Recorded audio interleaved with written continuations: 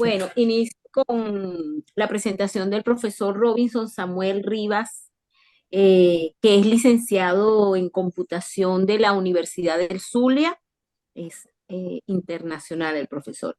Tiene una maestría en ciencias de la computación de la Universidad Simón Bolívar. Hizo ingeniería de redes en el Centro Internacional de Okinawa, en Japón, y en la actualidad es director de la Escuela de Computación, Facultad de Ciencias, UCB, mi facultad. Entonces es un placer tenerlo, bienvenido y bueno, ya hicimos este enlace. De ahora en adelante seguimos en comunicación. Tiene entonces su tiempo, profesor. Gracias. Muchísimas gracias, profesora. Más o menos de cuánto tiempo dispongo. ¿Me escuchan? Mire, Gladys, sí, profesor, sí.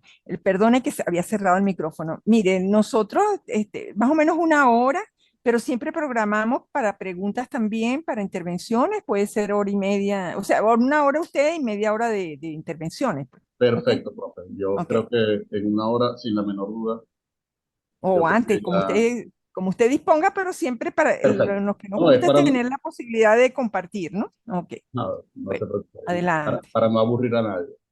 Bien, muchísimas gracias por la invitación al Centro Nacional de Bioética. De verdad, muy agradecido y para mí siempre es una alegría, primero, compartir con tanta gente buena, bonita, que está haciendo cosas interesantes. Y segundo, bueno, tratar de llevar estos temas a cada vez más público. Entre las personas que vi cuando se conectaron temprano está uno de mis estudiantes de pregrado de la Escuela de Computación y siempre es una alegría ver que hay juventud para rato, que hay muchachos de diferentes áreas, de ingeniería, de las ciencias, de las humanidades, que se interesan en estos temas y eso nos dice que este debate está vivo. Bien, voy a comenzar. Muchísimas gracias por la presentación. Yo soy el profesor Robinson Rivas.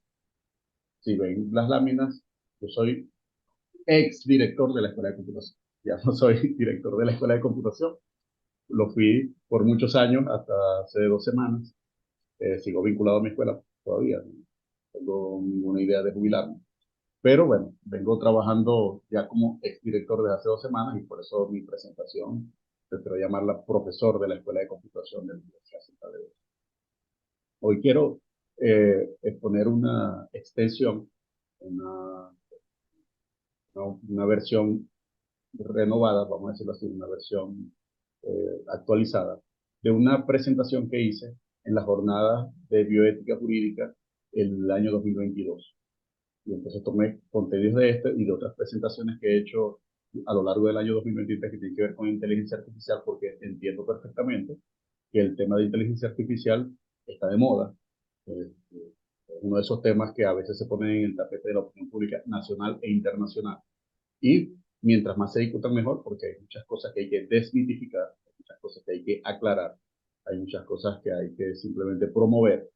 Y en el caso de la inteligencia artificial, pues absolutamente claro que es uno de esos temas en los cuales tenemos que hablar para que la gente no crea que la inteligencia artificial nos va a matar, que la inteligencia artificial nos va a comer, que solamente los poderosos tienen la inteligencia artificial y que el mundo se va a hacer cada vez más angustiante en absoluto. Yo soy lo único que soy radical en mi vida es en el optimismo. Soy radicalmente optimista y creo que estas cosas vienen en términos generales en beneficio de la humanidad.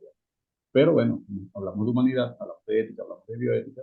Esta presentación que yo tengo, que como les digo es la versión actualizada de una que hice el año pasado para la jornada de bioética jurídica, empiezan como para el público en general con varios temas interesantes.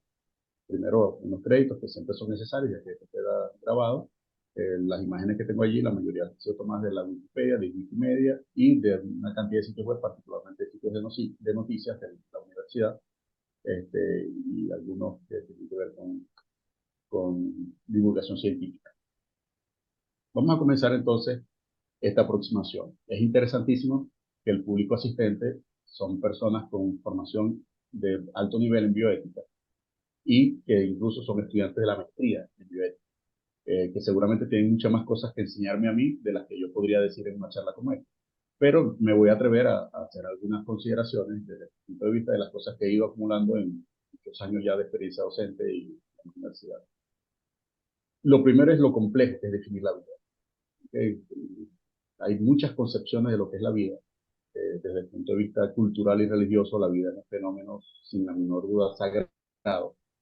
Prácticamente es el punto central de cualquier creencia religiosa y filosófica es qué significa la vida y por qué es tan preciosa la vida y cómo conservar y preservar la vida. Y la mayoría de las religiones, ahí pongo dos imágenes que son icónicas. Por un lado, el nacimiento de la especie humana desde el punto de vista del hinduismo, y por otro lado, la famosísima imagen de Miguel Ángel en la Capilla Sixtina, que es el soplo de la vida. En cualquiera de las religiones que pueblan el mundo, muchísimas que hay, en términos generales, lo que se busca es que hagamos cosas con bien, que hagamos cosas con ética, que hagamos cosas eh, en favor, en favor de los demás, o por lo menos siguiendo una serie de reglas o lineamientos, y que si hacemos eso bien, ¿qué vamos a ganar? Vamos a ganar la vida eterna. Es decir, la vida es tan preciosa que todas las creencias religiosas que han sido en el mundo y las que serán en el futuro y las que tenemos hoy, parten del hecho de pensar que hay una forma de que la vida no termine. Son muchas las concepciones que hay acerca de la vida. Cuando nos enfrentamos a las concepciones de la vida, pues también tenemos cosas interesantísimas. Como por ejemplo en nuestra cultura, la cultura de tradiciones cristianas, en la cultura judía tenemos que ya en tiempos bíblicos, 2000 años largos ya, casi 3000 años de historia eh, bíblica, hay preceptos en los cuales se da un cierto valor a la vida, protección a la vida. No estoy hablando de la vida humana, en esos artículos particulares que están ahí, que son versículos del Éxodo y del libro de Deuteronomio, que son parte del Pentateuco, de la parte más antigua de la Biblia. Ya nos deben decir que realmente no es textual así. Si ves al asno de la persona con quien tienes problemas, de la persona a la que odias, pero si ves a su asno este, caído bajo el peso, no lo ayudaría. Seguro que lo tienes que ayudar. Y cosas que son de culturas rurales. Si vas a tomar los huevos y vas a tomar los polluelos, saca la gallina, no tomes a la gallina, preserva esa vida también.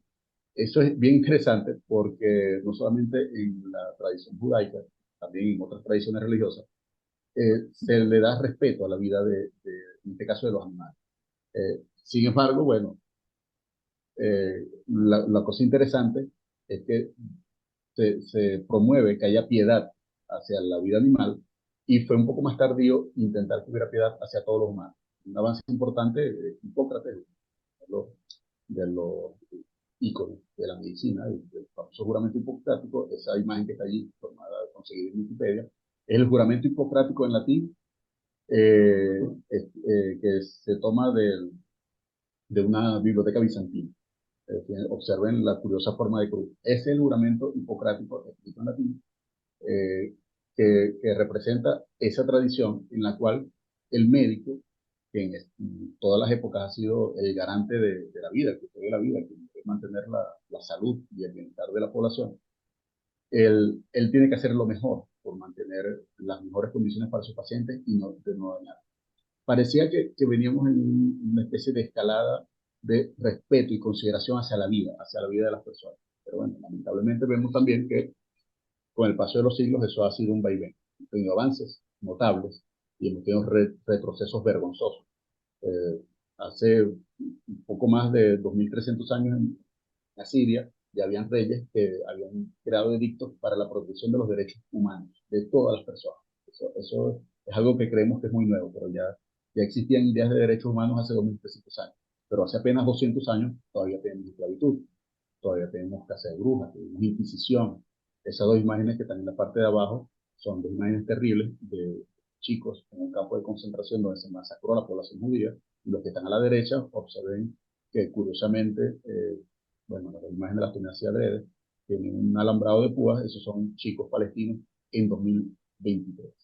Es decir, tenemos retrocesos notables en cuanto a cuáles vidas nos parecen preciosas, cuáles vidas debemos preservar y cuáles vidas nos parecen de alguna manera menos importantes.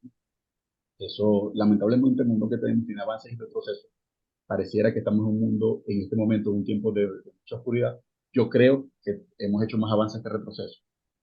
Y parte de esos avances, sobre todo particularmente en la sociedad occidental, en la Asia del Norte, también en las sociedades latinas, es que en general uno de los grandes avances filosóficos es que los hechos económicos, sociales y políticos deben hacerse en consideración del respeto a la vida. Y además hemos extendido el respeto de la vida a las vidas.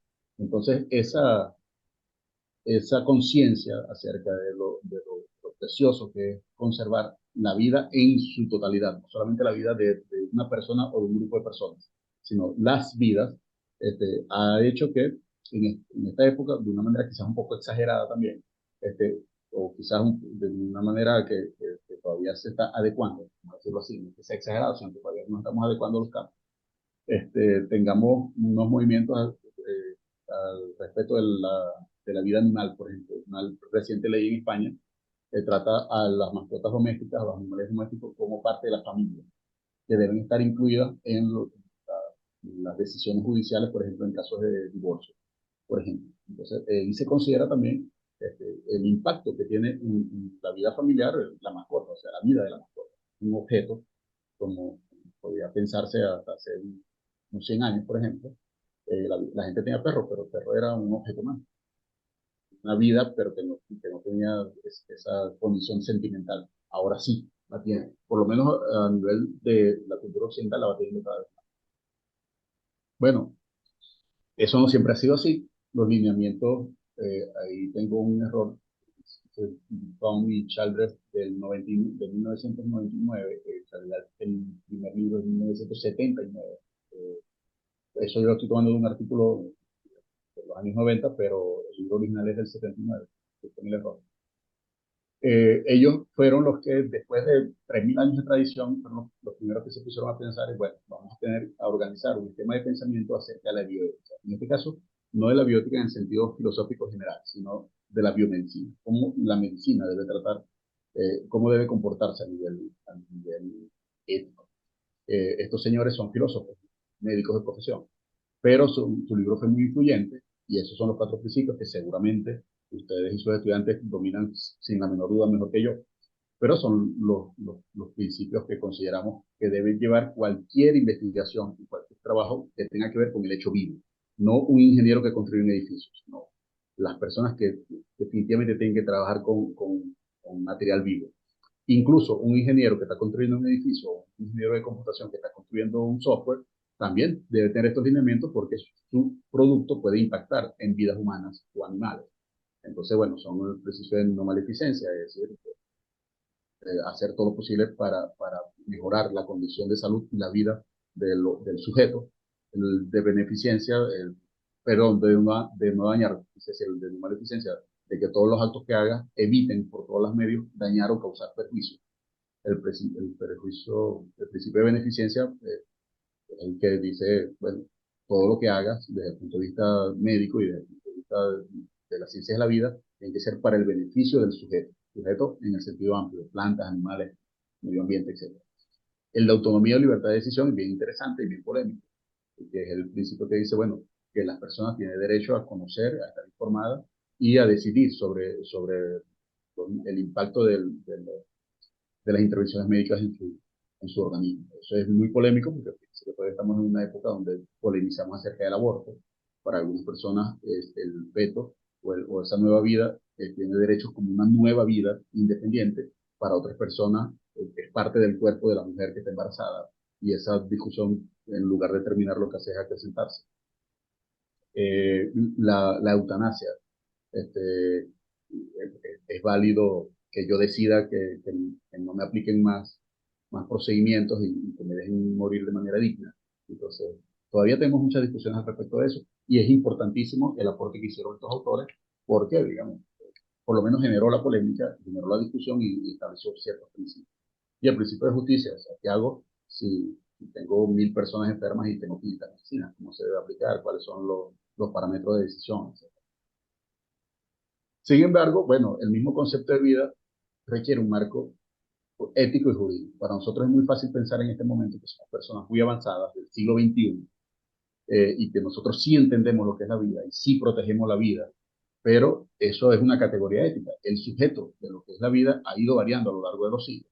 En la Grecia clásica, los hombres libres eran los que tenían derechos políticos y eran a los que había que respetar la vida y hacer todo lo posible por salvar la vida. Si había que matar 20 esclavos para salvar a su amo, nadie tenía prurito en aprobar eso, siempre y cuando usted fuera un hombre libre. Eh, es muy difícil imaginar qué hubiéramos pensado nosotros en esa época. Probablemente por mi color de piel yo hubiera sido esclavo, probablemente.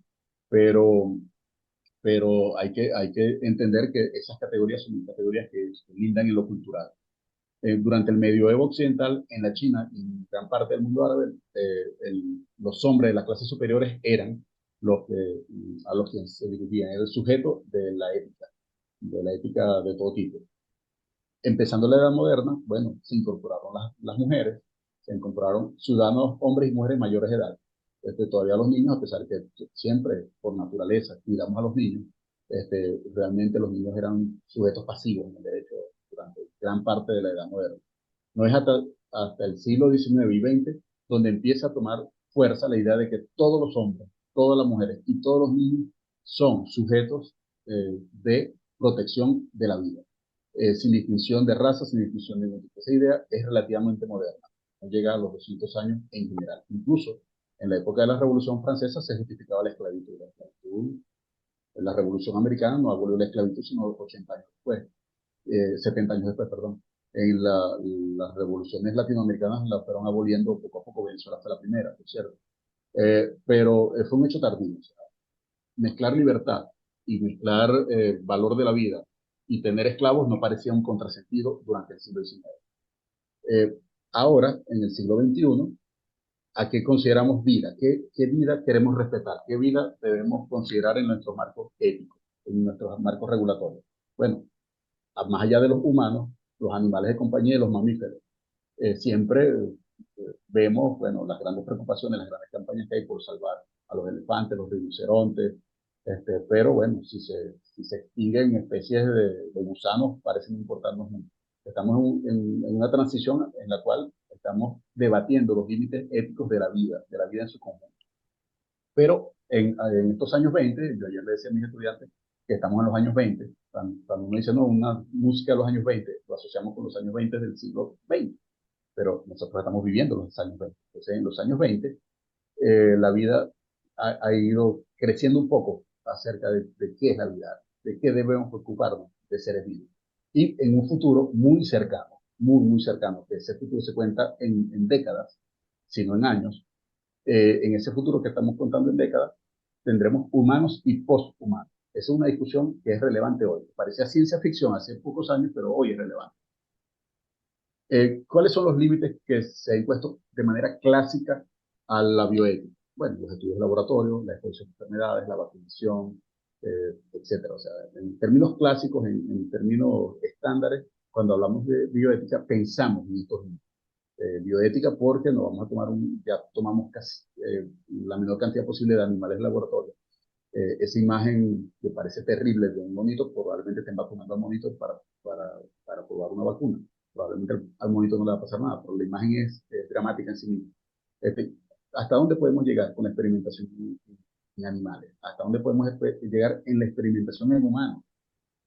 Hasta hace muy poco tiempo, hasta hace recién 15 años, se ha descubierto que grandes farmacéuticas estaban haciendo experimentos no declarados, o por lo menos no totalmente, no totalmente conocidos, sobre seres humanos. Se violan los límites de la ética. ¿Es ético aplicar a una población sin su consentimiento, sin su conocimiento, una medicina que puede luego salvar millones de vidas? Esas son las discusiones que tenemos hoy en día. Sin embargo, el marco regulatorio, el marco filosófico, el marco cultural de hoy es muy diferente al de los años 50 del siglo pasado. Ha avanzado muchísimo y tenemos otras preocupaciones. Sin embargo, hoy estamos en tiempos muy interesantes. Hasta el siglo XX no era realista imaginar vida artificial. Hoy ya entra dentro de la concepción de lo posible que en el siglo XXI tengamos vidas artificiales. La ciencia ficción preveía la existencia de robots y otras formas de existencia y se planteaban algunos temas éticos. Recuerdo y pongo ante ustedes esa película que es parte de una novela corta de Isaac Asimov, El hombre bicentenario. En esa película hay un robot que por un error de fabricación equivalente a lo que sería una mutación en el mundo biológico, por un error de fabricación, muta, para decirlo de esa forma, y adquiere conciencia humana, y su deseo es morir como un humano, que se le reconozca el derecho a ser humano. Y el libro, la novela corta y la película se llama Bicentennial Man, porque ese individuo, ese androide, va haciendo lo contrario de lo que vemos que se hace hoy en día. Hoy en día hay prótesis inteligentes, donde se están incluyendo prótesis a los humanos para resarcirle sus capacidades o para darle más capacidades, y estamos en plena evolución de eso. El hombre bicentenario era al revés, era un androide que se está poniendo partes humanas hasta convertirse en humano. O sea, fíjense lo curioso de esa premisa, pero eso es lo que nos decían la ciencia ficción. Ese es un cuento probablemente escrito a finales de los años 60, principios de los años 70 por Isaac Asimov, y plantea esa discusión. Llegará un momento en que el robot lo debamos considerar un ser humano. De hecho, en el libro, el día de su muerte, lo declaran ser humano. Entonces, es una cosa que salió de la ciencia ficción y es parte de las discusiones éticas que deberíamos y que seguramente vamos a tener en el siglo XXI. Otra película que ha sido muy influyente es la película de Odisea Espacial 2001. Se llama 2001, pero fue filmada en el año 1968. Extraordinariamente influyente en términos, en términos de producción. Fue la primera película de ciencia ficción seria, con una producción y con una estética verdaderamente científica, verdaderamente avanzada para la época, muy costosa para la época.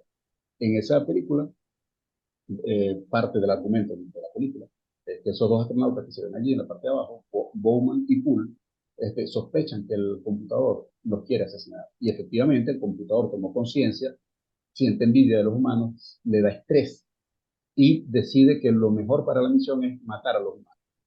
Eh, y, y en esa escena que es icónica, ellos se encierran en una cápsula donde la computadora no los podía escuchar, pero la computadora, con ese ojito rojo, los ve y lee los labios.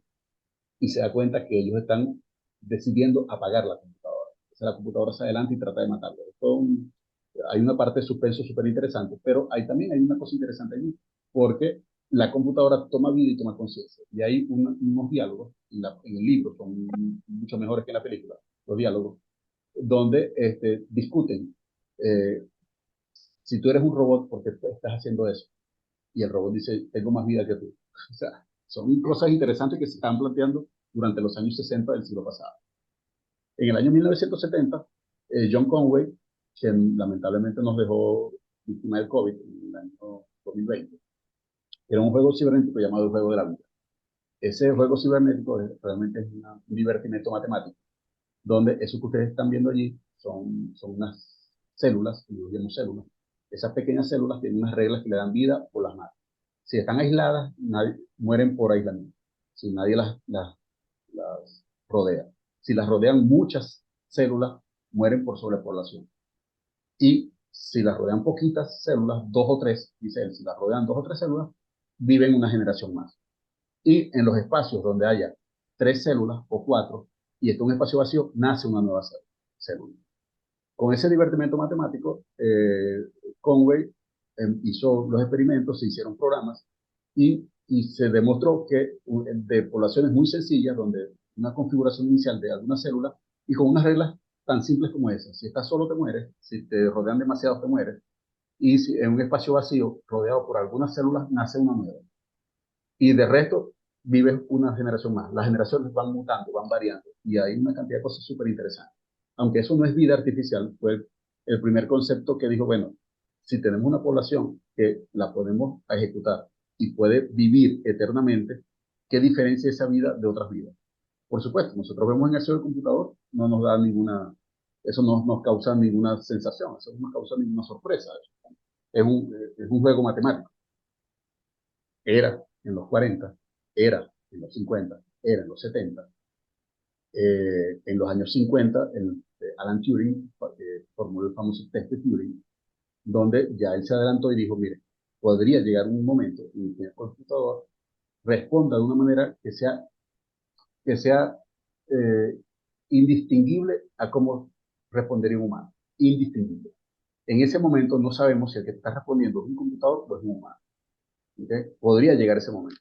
Eso se llama un test de Turing. A diferencia de lo que piensan muchas personas, el test de Turing no es para saber si la máquina es capaz de pensar. Yo lo estoy colocando allí para determinar si la máquina es capaz de pensar. Realmente el test de Turing dice otra cosa. El famoso test de Turing dice, si el evaluador, y lo marco ahí en rojo, si el evaluador no puede de manera confiable decidir si es un computador o es un ser humano, entonces decimos que el computador pasó el test. No estamos diciendo que el computador sabe pensar, estamos diciendo que hay un computador que es indistinguible en sus respuestas de las respuestas que da un ser humano. Bueno, de esto se ha hecho mucha ciencia ficción, de esto se ha hecho este, muchas cosas erróneas, se han dicho cosas que no corresponden a lo que quiso decir Turing en su test de Turing. Una caricatura que me encanta colocar es esta. Es un test, es un examen, pero tiene un extra crédito, o sea, es una pregunta que te da puntos adicionales. Y el test es convencer al examinador de que el examinador es una computadora. Desde luego, esto es una broma. Y entonces, en esta broma, como pueden leer allí, el computador le está diciendo al examinador, bueno, has hecho las cosas bastante bien, ¿cómo te sientes? El examinador dice, bueno, la verdad es que no sé quién soy. O sea, llega un momento en el cual esos roles se van desapareciendo. Y hoy en día, si todos hemos entrado, a veces entramos en unos sitios donde hay un cuadrito. ¿Y qué dice ese cuadrito? I am not a robot, no soy un robot. O nos ponen un test, dicen, mira, marca donde hay bicicletas, marca donde hay automóviles. Ese es un test de Turing a la inversa. Ese está hecho para que el robot no lo pase, sino solamente los seres humanos. Sin embargo, hay sistemas que son capaces de pasar esos captchas. Este, digamos, esto es un juego, intentar hacer sistemas que sean suficientemente buenos para violar eso. Ya las cosas no son tan sencillas como las planteó Conway, ni como las planteó Turing en los años 50 del siglo pasado. Ahora los algoritmos de inteligencia artificial de las grandes empresas han acumulado en los últimos 20 años una cantidad gigantesca, asombrosa, absolutamente descomunal de datos, de todo tipo, con el advenimiento de las redes sociales como Twitter, Facebook, Meta, WhatsApp y otras redes sociales, de las miles que hay. Esas son las más grandes, pero hay miles de redes sociales. La cantidad de datos es tan grande y es tan variada que eso ha permitido entrenar nuevos sistemas de inteligencia artificial que aprenden y crean cosas nuevas. Aprenden en el sentido de la inteligencia artificial, es decir, cosas que la máquina no sabía, toma nuevo conocimiento y es capaz de saberlas y es capaz de dar una respuesta coherente. Estos algoritmos están en todas partes. En todas partes tenemos estos algoritmos.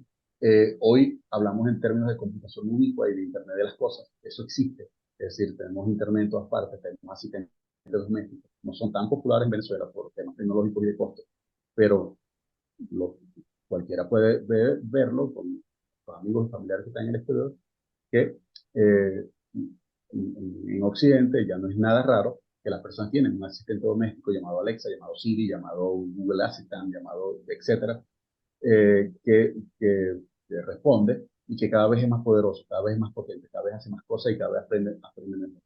Esos Internet de las cosas, esos dispositivos ya no son hipotéticos, ya son fenómenos reales, ya eso existe. En este momento estoy dando una materia electiva en la Escuela de Computación de la UCB, que es sobre Internet de las cosas y ciudades inteligentes. Entonces, estos conceptos ya están en muchas partes, ya no es inteligencia artificial, ya no es una cosa del otro mundo. Pero volvamos un poco a la ética.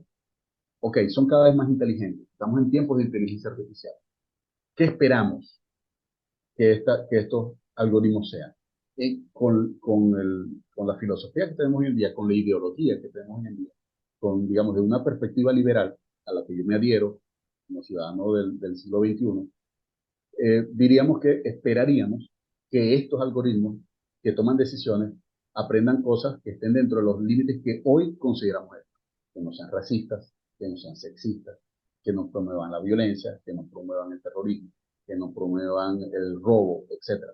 Sin embargo, lo que ha sucedido es que muchos de estos sistemas de inteligencia artificial, hay algunos ejemplos tomados de algunos periódicos, es que por la forma como se han entrenado los modelos de inteligencia artificial, van resultando que son racistas. Hubo un ejemplo muy sonado en el cual pusieron la foto del presidente Obama siendo presidente en ejercicio y interpretó que Obama era un mono. Eso es muy insultante en Estados Unidos. Acá, si acaso lo podemos tomar como un chiste de mal gusto, pero en Estados Unidos eso fue muy insultante y resulta que estaba sesgado porque los datos de entrenamiento eran de muchas personas blancas y las personas negras no las estaban reconociendo de manera adecuada. ¿Cuál es el error allí? El error allí es lo que se llama el sesgo del entrenamiento, el sesgo de los datos. Si entrenaste a un sistema de inteligencia artificial con datos de los años 20, 30 y 40 del siglo pasado y le dijiste, bueno, estos son todos los culpables y todos los culpables resulta ser personas pobres, personas negras, inmigrantes, etcétera, sin la menor duda, ese sistema que va a aprender que si eres pobre, eres negro, eres inmigrante, etcétera, eres delincuente. Que si eres una persona de color, eres más pobre, no tienes derecho a un crédito. Esas cosas ocurren porque el sesgo de los datos toma información donde ya hay ese sesgo. Y hay empresas hoy en día que su trabajo es poner límites éticos al entrenamiento de la inteligencia artificial. Hay un par de empresas americanas y españolas que lo que están es vendiendo reglas de inteligencia artificial para hacer que los sistemas sean más éticos de acuerdo a la ética en la que creemos hoy. Ojo, de acuerdo a la ética en la que creemos hoy. ¿Por qué siempre hago esa acotación? Porque podría ser que nosotros dentro de 100 años seamos considerados bárbaros, estúpidos, violentos, etcétera, una cantidad de cosas que probablemente sí lo seamos, pero hoy consideramos que un ser humano y una sociedad correcta debería tener estos valores. Esos valores van mutando, esos valores van cambiando. Los lineamientos éticos no se los podemos dejar solamente a las empresas y mucho menos a los gobiernos. Fíjense, esa imagen que está ahí, que está tomada del New York Times, y es un artículo del año 2018, donde hablan acerca de los sistemas de videovigilancia chinos que se basan en el reconocimiento facial. Si bien para nosotros, como un chiste, todos los chinos son iguales, no es verdad. Los sistemas de reconocimiento facial chinos son los más avanzados del planeta, reconocen a las personas, pero además les ponen puntuaciones, además los tienen controlados, los tienen vigilados. Pero es un tema de perspectiva ética, porque en un documental de la Deutsche Welle que vi hace algunos meses, en una entrevista a ciudadanos chinos, los ciudadanos chinos, de manera libre, ojo, la Deutsche Welle se asegura que esas personas no estén totalmente coaccionadas, son anónimas, etcétera. Las personas en general decían, bueno, yo sé que nos están vigilando, pero eso es para mantener la seguridad. Yo no tengo nada que ocultar porque yo no soy delincuente. Es una perspectiva occidental, dice, ¿por qué me vas a vigilar si yo no soy delincuente? O sea, tienes que aplicar toda la inteligencia policial para capturar a los delincuentes, no para vigilar a las personas en su privacidad. Mientras que una perspectiva del mundo árabe y del mundo asiático es, no me importa que me vigiles porque realmente yo estoy haciendo las cosas bien, yo no soy ladrón, yo no estoy haciendo nada malo, así que para mí es un valor que haya cámaras de vigilancia. Es decir, que esas dos perspectivas éticas chocan y tenemos que tener muchas discusiones y muchas figuras para determinar si efectivamente hay alguna que sea culturalmente superior a otra. Eso es muy importante que lo tengamos en consideración. Yo defiendo la diversidad cultural, eh, o por supuesto, en algunas culturas, por ejemplo, el trato que le dan a las mujeres a mí me desagrada y defiendo la libertad de esas mujeres, pero no puedo decir de manera rajatabla que todo lo que se hace en una sociedad que sea de más control per se es negativo porque corresponde a una revisión cultural. Eso hay que tenerlo en cuenta. Eso tenemos que tenerlo muy en cuenta porque cuando hablemos de lineamientos éticos tenemos que hacerlo en el momento en que estamos y en la sociedad donde estamos. Y en este caso, en la cultura donde estamos, que nosotros somos parte de la cultura occidental. Le voy a dar un plot twist, una especie de spoiler. Aparte de las consideraciones éticas de la tecnología sobre la vida humana y no humana, quizás muy pronto debamos considerar la posibilidad de vida más allá de los humanos. ¿Okay? Estamos rodeados de sistemas que toman todo tipo de decisiones sobre nosotros y sobre nuestras vidas, sobre nuestra seguridad, sobre nuestra salud, sobre el comportamiento de los servicios públicos, etcétera. O sea, estamos rodeados de sistemas. Incluso en Venezuela, que solemos pensar que estamos muy atrasados, pues hay sistemas de control por todas partes, hay software por todas partes. Esos software, esos sistemas toman decisiones vitales para las personas y su bienes.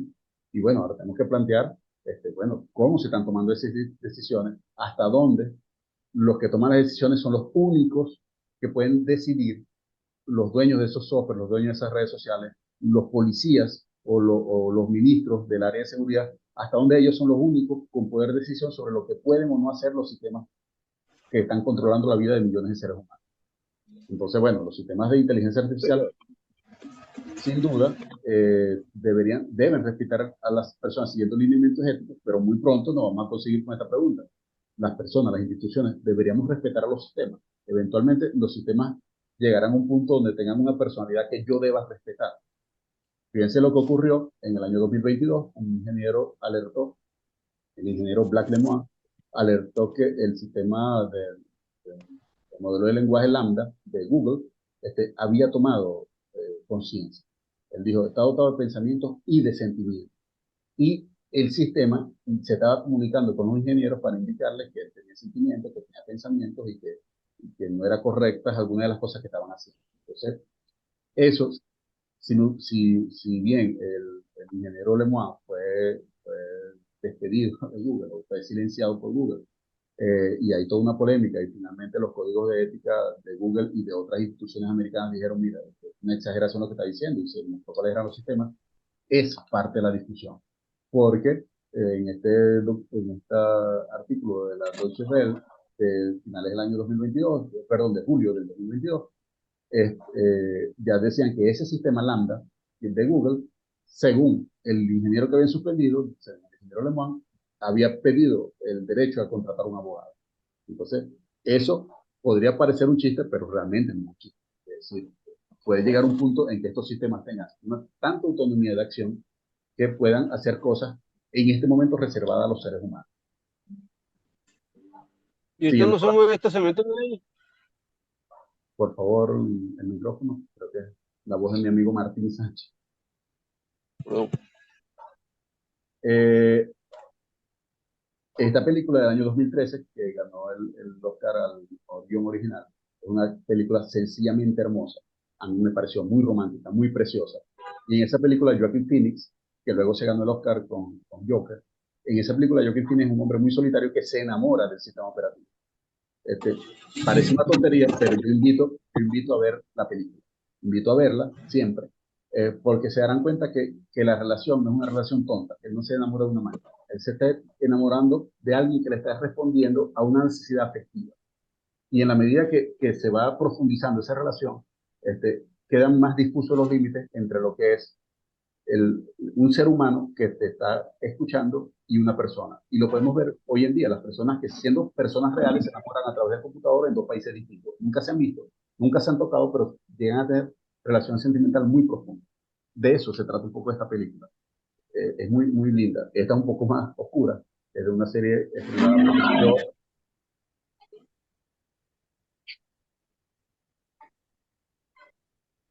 Tenemos micrófono abierto por allí, profe.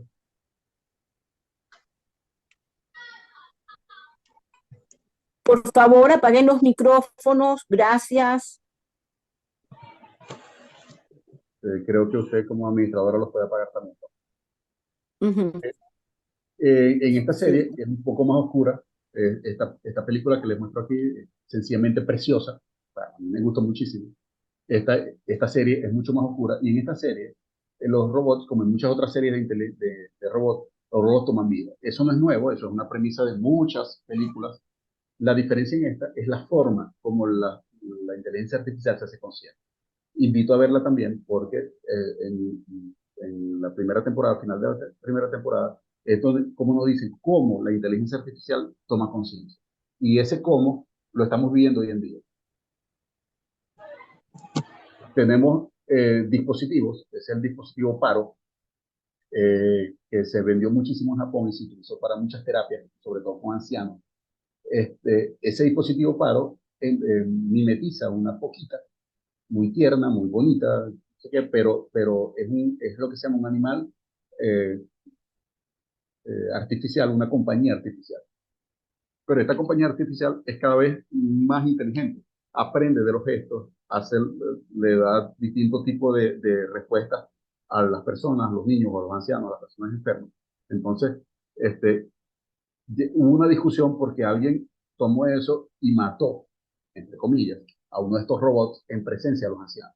Entonces, eso por supuesto le causó una conmoción a los ancianos, pero luego la límite eléctrica se intentó enjuiciar a esta persona por daños contra el robot. Y esa fue la primera vez donde se discutió si efectivamente dañar un robot era lo mismo que dañar una licuadora, era lo mismo que dañar cualquier aparato. Porque estos robots ya tienen algún grado de interacción con los humanos. Sabemos o entendemos hoy, en 2023, que eso es un aparato, que eso no es realmente, en principio no tiene sentido. Pero estamos llegando a un límite en el cual las interacciones de estos aparatos mimetizan también las interacciones de otros seres vivos que ya entran dentro del rango de la ética. Aunque estos no se van a enfermar, no van a envejecer, no van a morir de muerte natural, quizás nuestro trato hacia ellos tiene que ser. Tenemos nuevas herramientas, ya voy hacia el final de mi presentación. Eso es un foro que dimos el 5 de mayo de este año en el Tobias Láser. En ese foro, esa imagen que está allí es una imagen generada con herramientas de inteligencia artificial. Sencillamente yo le pedí que me diera una imagen de una niña en una Caracas post-apocalíptica mirando hacia el horizonte en un jardín de flores. Y me generó esa imagen que están viendo allí. En esa imagen, efectivamente, vemos una niña y podemos suponer, podemos pretender que eso que se ve ahí es una Caracas post-apocalíptica, porque está tomado de lo que la inteligencia artificial entiende que es Caracas. Esas son fotos de la avenida Lecuna, me está con fotos de la zona de Plaza Venezuela, y de ahí se hace una composición artística generada por inteligencia artificial. Desde el año 2022, OpenAI liberó ChatGPT, causando una revolución mediática. Ojo, no es la única herramienta, hay cientos de herramientas generativas. Esas que están allí son apenas unas poquitas que nos permiten generar videos, generar audio, generar imágenes, generar documentos de todo tipo, generar programas de computación. Es decir, hay una playa de una cantidad gigantesca de herramientas que tenemos que empezar a conocer porque están afectando todas las partes, todos los ámbitos de la vida humana. Algunos ejemplos de uso son el análisis de grandes conjuntos de datos. Hoy, en temas que tienen que ver con bioética, la inteligencia artificial puede analizar gigantescos volúmenes y conjuntos de datos para identificar patrones que puedan ser útiles, por ejemplo, en el desarrollo de nuevos medicamentos. Entonces, eso que permite reducir los tiempos de producción de medicamentos, minimizar la necesidad de hacer experimentos in vivo, predecir el resultado de la aplicación de un medicamento mucho antes de tener una muestra clínica real. Todo eso aporta a la bioética como la conocemos hoy en día. Para descubrir nuevos compuestos, el profesor Jaime Charris nos hizo una exposición excelente, ganador del premio Polar de este año. Nos hizo una exposición excelente acerca de lo que es el uso de estas herramientas de inteligencia artificial, algoritmos de aprendizaje automático, por ejemplo, para descubrir nuevos compuestos químicos y las interacciones entre esos compuestos químicos y ciertas moléculas y proteínas. Entonces, eso minimiza la necesidad de experimentos in vivo y son lo que se llama hoy experimentos in silico. Ni siquiera son in vitro, son in silico. Y la palabra in silico nos dice que ya estamos en capacidad de simular con muchísima precisión esas interacciones dentro del computador, sin poner en riesgo las vidas ni siquiera de un simio, ni siquiera de un ratón, ni siquiera de una bacteria. Se hace así y luego la necesidad de aplicarla in vivo es muchísimo menor y de manera mucho más segura. Eso es gracias a los avances de la inteligencia artificial. Por ejemplo, la aplicación de dosis, las relaciones entre compuestos medicamentosos, interacciones medicamentosas potencialmente peligrosas también se han reducido. Hay sistemas de inteligencia artificial que permiten hacer estas interacciones mucho más seguras, con mucho menos dosis, con dosis mucho más adecuadas. En otras áreas, la elaboración de reportes, los análisis de datos, la ayuda psicológica a través de la inteligencia artificial está dando grandes pasos.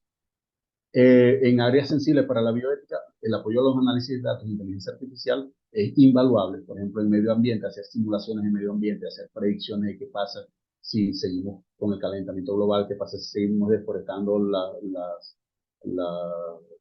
las fuentes de nuestros ríos, las fuentes del Amazonas, etcétera, las enfermedades prevenibles, cómo prevenir, cómo ayudar a las campañas de vacunación y campañas de otro tipo, cómo maximizar la atención médica utilizando inteligencia artificial. Eso que les muestro acá son artículos reales con herramientas de inteligencia artificial, la plataforma, el Trian Platform, que es una estrategia eficiente para evaluar múltiples tratamientos utilizando inteligencia artificial sin aplicárselo a los pacientes. Deep Learning, que es una técnica de inteligencia artificial para identificar potenciales medicamentos adecuados en para ciertas dolencias. Uso de Big Data para identificar eh, condiciones de riesgo en pacientes y prevenirlas, etcétera. Todas estas cosas que les mostré antes, hay artículos desde hace algunos años ya, desde los años 2010, 2011 hasta ahora, donde estas herramientas se están utilizando intensivamente. No se empezaron a usar ahorita, se empezaron a utilizar desde hace muchos años y se han utilizado cada vez en más productos y más protocolos eh, que, que nos permiten ayudar en términos de bioética y en términos de salud humana, animal y medioambiental. Por cierto, estas herramientas que estoy mencionando están a disposición de los investigadores venezolanos. Muchas de estas herramientas, obviamente necesitamos acceso a datos, necesitamos licencias, necesitamos tiempo de máquina y sobre todo necesitamos capacitación. El desarrollo de eventos como este permite integrar cada vez más el mundo médico, el mundo químico, el mundo farmacéutico, el mundo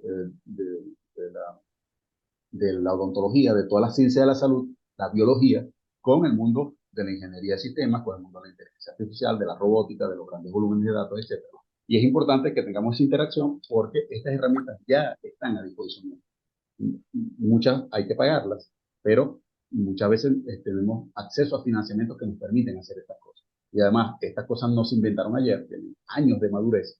Y muchos de ustedes, con total certeza, lo sé porque hemos compartido profesionalmente,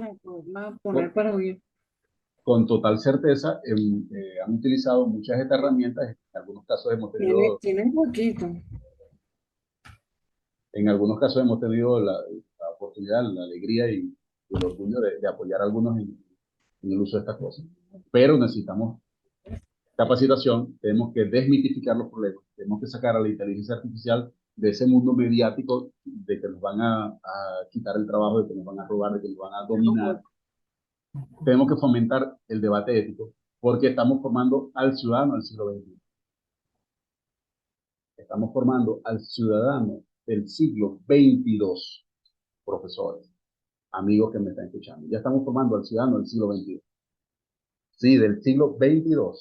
Eso que está allí es el flyer de un evento que hicimos en la Escuela de Computación hace algunos meses, hace como 3 meses, llamado Repensando la Educación Escolar para la Sociedad Digital y la Era de la Inteligencia Artificial. Eso fue un seminario que dicté junto con mi gran amigo Roberto Jun, que es abogado, que es papá de un niño de 5 años. Roberto escribió ese artículo el 28 de julio del 2023, nosotros dimos la charla, creo que el día siguiente, ese día, por cierto, ese mismo día, el 28 de julio del 2023, que era viernes. Y en ese artículo, Roberto, que es abogado, decía, bueno, estamos preparando una generación. Les quiero comentar esto porque me pareció muy curioso. El niño de Roberto cumple 5 años ese día.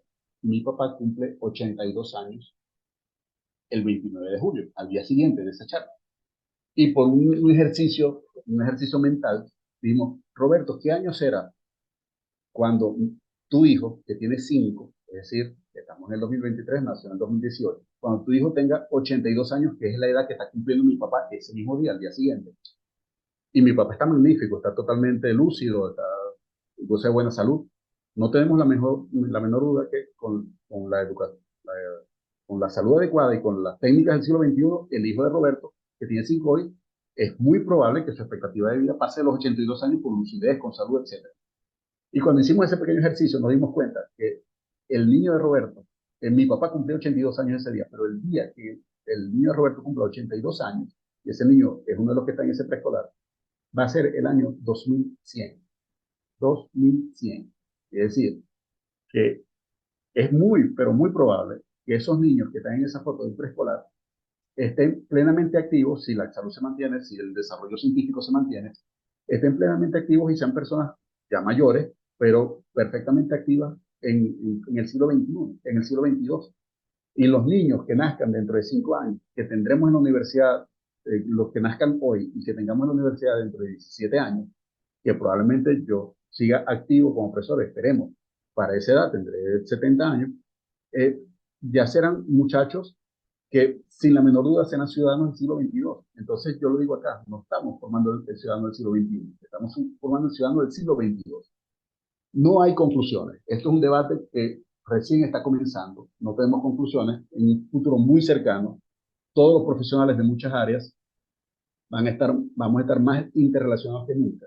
Vamos a hablar de profesionales de la religión, profesionales de las ciencias sociales, profesionales de las ingenierías, profesionales de la medicina, de las ciencias básicas, de la física, la química, la biología, etc. Los retos éticos desde la tecnología y hacia la tecnología apenas están comenzando. No sabemos dónde va a terminar esto. Tenemos que tener nuevas formas de legislar y comprender y armonizar los avances científicos con los avances en derechos humanos. Hasta donde el avance científico podemos permitir que haya sesgo de datos y haya racismo, haya sexismo, haya todo tipo de discriminación que consideramos hoy negativa. ¿Será la discriminación positiva buena en el siglo XX, a finales del siglo XXI y en el siglo XXII? O sea, ¿será visto como un valor positivo que le demos prioridad a las personas con minusvalía física, con alguna deficiencia física? ¿O las personas tendrán el derecho de entonces colocarse un tercer ojo biónico acá o en la espalda y ver más que los demás? Y cuando eso ocurra y sea común que yo tenga una prótesis que me haga más fuerte, y no es mentira, ya existe, ya hay personas que han perdido el brazo y le han puesto una prótesis y esa prótesis hace que él sea más fuerte que una persona normal. ¿Será ético exigir en algunos trabajos del siglo XXI y del siglo XXII que solamente puedan tener un trabajo las personas que tengan una prótesis y por lo tanto sean más fuertes y más resistentes? Ya eso puede suceder hoy, ya eso no es ciencia ficción, eso puede suceder hoy. Estamos llegando a los límites de la ética con los experimentos virtuales de los carros autónomos. Simbólicamente, Sofía, un humanoide en desarrollo, se le otorgó la ciudadanía, eh, ¿cómo se llama? Honoraria, ciudadanía simbólica en Arabia Saudita. Y cosa curiosa, Arabia Saudita es uno de los países donde hay mayor discriminación hacia el desarrollo de las mujeres. Y Sofía es un humanoide, pero que en su apariencia es una mujer. Entonces los árabes le están dando derecho de ciudadanía pleno a una robot, pero tienen a millones de sus propias compatriotas en calidad de minusvalía. Por cierto, ese robot estuvo en Venezuela este año, creo que fue ese, el que trajeron para la exposición de tecnología que finalizó el mes pasado. Hay una tendencia filosófica que se llama el posthumanismo y explora las complejidades de esta nueva coexistencia. El filósofo, el historiador y filósofo israelí Yuval Noah Harari, él es uno de los impulsores de este posthumanismo. Él dice, bueno, vivimos un mundo de vida química, de vida bioquímica. Eventualmente podremos tener un mundo de vida en silicio, de vida electrónica. ¿Por qué tenemos que pensar a priori que esa vida electrónica tiene menor rango, valor y ética que una vida bioquímica? Esa es una pregunta muy interesante, porque estos robots humanoides y estas inteligencias artificiales masivas, ya eventualmente va a llegar el punto en que si ellas nos dicen, mira, estoy vivo, no quieres que me maten, podemos interpretarlo como algo que aprendió de los datos que están allí, pero nunca vamos a saber realmente si efectivamente es una persona que se está manifestando allí. Y tenemos avances importantes en términos de tecnología sobre el pensamiento humano. Esto que está acá, bueno, pensadores como Harari, ya lo comenté, están acuñando y discutiendo el tema del posthumanismo. La integración de partes mecánicas inteligentes dejó de ser ciencia ficción hace bastante. Hoy se está haciendo, y eso fue un evento que vi a través de un documental de Deutsche Welle. Se están haciendo una competencia internacional, creo que ya va por su quinta edición, de personas con prótesis inteligentes. ¿Y en qué consiste la competencia? Ponen a las personas a hacer cosas sencillas, abrir una puerta, tomar un objeto de un sitio y ponerlo en otro, enhebrar una aguja, hacer diferentes cosas. Si son prótesis de pierna, caminar sobre una línea. Y de eso ya hay una competencia. Y se están acelerando tanto la finura de esas prótesis que en algún momento una persona que haya perdido un brazo puede tener un brazo artificial que puede ser indistinguible de un brazo humano. Pero si llegamos a ese punto, ¿qué hace que esa persona no pueda tener un tercer brazo? ¿Qué hace que esa persona no pueda tener dos piernas que lo hagan correr distancias mucho más largas, sin cansarse? O sea, ¿eso técnicamente es posible hoy? Sí, es técnicamente posible y ya se está haciendo. Sigue en discusión el papel de estos organismos para la discusión ética sobre los bioorganismos. Esa foto que está ahí es de este corredor Pistorius, surafricano, que hubo toda una discusión hasta que un tribunal obligó al Comité Olímpico Internacional a permitirle competir en las Olimpiadas. ¿Cuál era la discusión? Sí, efectivamente, esas prótesis lo hacían correr, él corrió en las Olimpiadas. Y la discusión era si eso lo hacía correr más rápido que otro. Entonces caía la posibilidad que alguien se mandara a apuntar las piernas, ponerse eso para ganarse una medalla de oro olímpica. ¿Eso está dentro de lo posible? Absolutamente sí. Y son discusiones bioéticas que van más allá del laboratorio. Van más allá de si puedo usar esta medicina o no, si puedo usar animales de laboratorio o no. O sea, son cosas que tienen que ver con la vida humana. No tenemos conclusiones. Yo invito a leer ese libro de Yuval Noah Harari, un autor que me fascina. Sus artículos y sus opiniones generan muchas polémicas. No siempre vamos a estar de acuerdo con Harari. Yo no estoy de acuerdo con todas las cosas que él dice, pero me fascina su forma de escribir, me fascina su desenfado. Es una persona que se define como judío, ateo, homosexual en Israel. O sea, es un tipo muy valiente en sus ideas. Y él, en ese libro que se llama Homo Deus, hay un libro fantástico que se llama Homo Sapiens, se lo recomiendo a todo el mundo, léanlo. En ese, él dice una pequeña historia de la mañana. ¿Qué va a pasar en el mañana? Y ahí es donde él tiene los términos de vida in silico y vida en bioquímica y vida digital. ¿Dónde va a estar el que diga, quién se atreve a tirar la primera piedra y decir, eso no es vida o eso sí es vida? Y en el momento en que lo diga, entonces, ¿qué potencia le podemos dar a ese tipo de vida? ¿Okay? Sin entrar en bobadas, sin entrar en obviedades, sin entrar en ciencia ficción tonta ni en discusiones acerca de si el robot japonés era un animal real o no. Estamos hablando de algo mucho más complejo. ¿Qué pasa cuando los implantes los tengamos en el cerebro? Nos permitan comunicarnos de formas más eficientes, nos permitan mover nuestro cuerpo solamente con el pensamiento, cosa que ya se hace. Esas prótesis que yo les estoy diciendo son prótesis mecánicas, son prótesis de inteligencia artificial que responden a estímulos nerviosos. Y esa, eh, y esa, y esa competencia que yo les decía entre empresas ya tiene varios años haciéndose. Entonces, estas personas obviamente están teniendo un beneficio en su vida. Son personas que perdieron un ojo, perdieron un brazo, perdieron una pierna, tienen una segunda oportunidad de utilizarlas y las están controlando con el pensamiento. Pero ya el pensamiento puede hacer más cosas, conectarse de manera inalámbrica con otros. Entonces podemos tener telepatía real. Ya eso es posible. Eso es posible. Yo tengo un implante en el cual con entrenamiento de inteligencia artificial, yo con mi pensamiento pueda transmitir cosas y otra persona tenga un implante parecido y escuche mi pensamiento. Lo escuche no literalmente, tenga un estímulo en su cuerpo que sea lo que yo le estoy transmitiendo. Entonces, eso técnicamente ya es posible. Se están haciendo experimentos en muchas partes, incluyendo en China. China tiene menos límites éticos que nosotros de alguna manera. No estoy diciendo que no los tenga. Hay una ciudad tecnológica en China donde un amigo le ofrecieron trabajo porque los experimentos que él podía hacer en China no los podía hacer en Francia. Y él se fue. Y se fue después regresó a Francia. Pero estamos en ese mundo. Los japoneses también son un poquito avanzados en estas cosas. No se paran en muchos límites. Finalmente, invito también a considerar estas cosas. Este Future Law es una idea y es un sitio donde yo trabajo junto con un académico de Singapur y mi socio Roberto Jun, que es el abogado, y estamos generando algunos contenidos interesantes, los estamos trayendo a Venezuela, generados en Singapur, que lo que nos invita es a pensar en la ley del futuro. No solamente temas éticos, también hay temas legales, temas filosóficos, temas económicos. Y en tanto toquen la vida humana, en algún momento son temas donde incluye la bioética.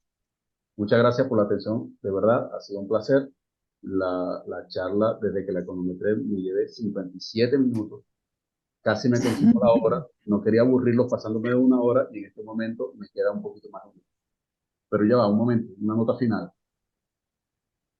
Mis presentaciones anteriores que hice para otras charlas, para la charla de la primera infancia, para los niños preescolar, para las charlas de farmacia en la Facultad de Farmacia, donde tomé alguna de las láminas, las hice con ChatGPT. Entonces, fíjense que la pregunta, se las leo porque es muy pequeño, hazme una presentación de 20 láminas acerca del tema, iniciando a los niños en las nuevas tecnologías, dirigido a maestros de educación primaria. Y con eso, ChatGPT me dice, bueno, aquí tiene una presentación con 20 láminas. Yo refino eso y esas herramientas de inteligencia artificial a mi alcance me permiten ser más productivo. Lo mismo hice con el área de farmacología y nuevos medicamentos. y entonces él me dio unas referencias, yo validé las referencias, las consulté con gente de farmacia, y entonces con estas herramientas tenemos que aprenderlas a usar, desmitificarlas, usarlas de manera provechosa para ser más productivos en nuestro trabajo. Bien yo sea un bioquímico, bien yo sea un médico que está diseñando nuevos fármacos, bien yo trabaje en el Instituto Nacional de Higiene, bien yo trabaje en el Centro Nacional de Bioética, donde yo trabajo, si aprendo a usar estas herramientas y tengo consideraciones éticas y entramos en un debate ético serio, provechoso, productivo, vamos a ser más eficientes en el futuro y vamos a estar más cerca de lo que se está discutiendo a nivel internacional. Ahora sí, muchas gracias por su atención. Ese es mi correo de la UCB. En realidad no lo reviso mucho. Si se quieren comunicar conmigo, es mucho más sencillo hacerlo por Gmail. No hay ningún misterio. robinson.rivas@gmail. Y no coloco mis redes sociales porque, a pesar de lo que puede parecer, soy una persona bastante alejada de las redes sociales. Mantengo mi vida personal alejada de las redes sociales. Y entonces me pueden conseguir siempre por correo, con muchísimo gusto los atiendo. En este momento, mi reloj dice que son 60 minutos exactos de presentación. Muchas gracias por escucharme, muchísimas gracias por el ánimo y el micrófono es suyo, profesora.